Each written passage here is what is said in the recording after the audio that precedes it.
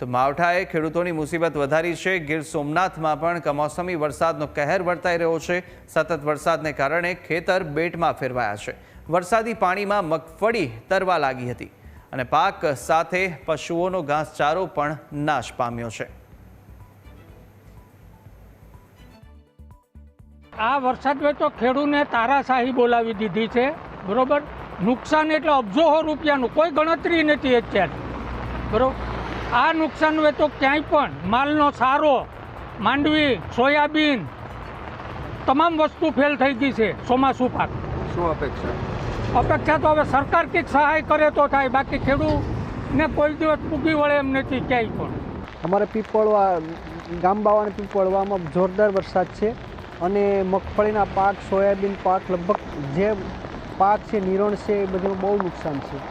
ગીર સોમનાથમાં મધરાત્રિથી કમોસમી વરસાદ પડી રહ્યો છે। વરસાદ પડવાથી ખેડૂતોની કમર ભાંગી છે। ખાસ કરીને આપણે જે દ્રશ્ય બતાવ્યું કે કોડીયાર તાલુકાના બાવાના પીપળવાના છે, જે ખેતરમાં ગોઠણ સમાસે પાણી પડ્યું છે અને ખાસ કરીને જે મગફળીનો પાક છે તે આવી રીતના સાવ થઈ ગયો છે અને જે મગફળી છે તે ખેડૂતના હાથમાં આવેલો કોળિયો કાંક ને કાંક છીનવાઈ રહ્યો છે।